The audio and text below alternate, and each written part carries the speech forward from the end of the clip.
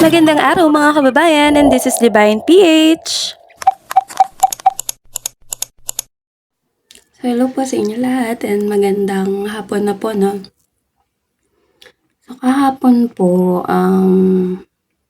may vlog na nilabas si BBM about po dun sa, bali ano yun Ask Us Anything, and sasagutin po nila dun sa vlog ni BBM, kasama po si FL.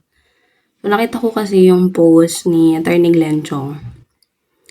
Pakita ko po sa screen. So, ang sabi niya po, the body language says it all. I'm the boss, you are the tuta. Obviously, the body language was not part of the script. Nevertheless, they showed their true color in very natural fashion. Anyways, these are the faces of traitors who betrayed the country and its people. Una sa lahat, wala sa matinong pag-iisip yung magkokomento ng ganon. Bakit? Paano mo nasabi na project mo na agad na gano'n based doon sa posture?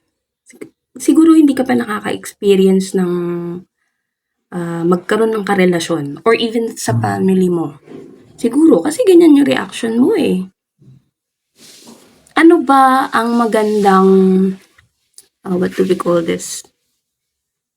Kumbaga, ehemplo sa'yo pagdating sa family? Yung pamilya ng mga Duterte? Yung nagmumurahan?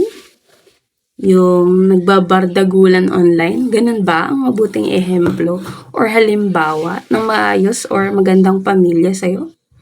Hindi ko naman sa ginajudge, no? Pero kasi siya nag-judge na siya kagad eh. Yun na agad yung judgment niya. Baka ang iniidolo niya yung mga Duterte. Ganun klase ng pamilya yung gusto niya. Yung kumbaga yung ehemplo na gusto niya is yung nagmumura, nakikipagbasag ulo, nakikipag-away, hindi lang sa social media pati sa personal. Meron pa nga 'di ba yung doon sa Davao, yung may sinuntok na sheriff. Baka ganong pamilya or sabihin na natin relationship na meron ang Duterte, yun ang gusto ni Attorney Glenn Chong na magkaroon siya. Kasi para sa kanya yung respeto, yung commitment na meron si PBBM at si F. Elisa, hindi na maganda para sa kanya eh. Parang iba yung dating sa kanya. So sa tingin ko, yung opposite yung gusto niya. Yun nga, nakikipag-away, nagmumurahan, basag ulo. Ganon siguro yung gusto niyang klase ng relationship in the future. Or kung meron man siya ngayon, baka ganon yung sitwasyon niya. Kaya sa mga nang babatikos, no, dun sa vlog ni BBM, mahiya naman kayo. Kung malungkot yung buhay nyo, sarilihin nyo na lang. Kung walang nagmamahal sa inyo or walang nag-aasikaso sa inyo, walang may paki sa inyo, sarilihin nyo na lang. Hindi yung maninira pa kayo. Kung naiinggit kayo, sagedli na lang kayo, no? Kung kayo hindi kayo na-appreciate ng partner nyo or ng pamilya nyo, huwag nyo nang idamay yung ibang tao or huwag na kayong magkomento na kasi usually yung mga nagko-comment ng negative na ganyan, sila yung nakaka-experience. Sila yung nasa, kumbaga nasa sitwasyon na hindi sila pinahahalagahan. Kasi sa isang relasyon, kailangan may respeto sa isa't isa kasi yun yung commitment pa nila. Tsaka sinabi nga ni BBM, di ba, never pa silang nag-away as in yung fight talaga na nagkaroon ng diskusyon na grabe. Hindi pa nila na-experience yun. So yun yung magandang ehemplo ng isang maayos na pamilya. Ang daming nangangarap, maraming mga broken family dyan. Maraming nangangarap ng isang kompleto at masayang pamilya. Tapos, ikaw, maninira ka lang.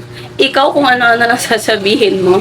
Wala ka namang, kumbaga, nag-base ka lang dun sa reaction. Ikaw, kung bitter ka, huwag ka nang mandamay. Kasi masaya sila, BBM. Nakikita ko, ako nga, habang pinapanood ko, kinikilig ako eh. Para silang mga teenager na in love sa isa't isa. Kasi makikita mo naman yon, hindi lang sa expression. Makikita mo talaga sa mata nila bawat isa, na masaya sila sa pamilya nila. Yan yung isang magandang ehemplo para sa marriage, yung sa mga couples. Tsaka syempre sa pamilya. Kasi sabi nga ni BBM, Ang pinakagusto niyang karakter ni FL is yung maalaga. Hindi siya papayag na may mali. Gusto niya maayos kagad. Gusto niya na aalagaan niya yung pamilya niya. Ganon. So, sa mga bitter dyan, no? Sa mga ampalaya dyan, kung wala kayong ka-Valentines, manahimik na lang kayo.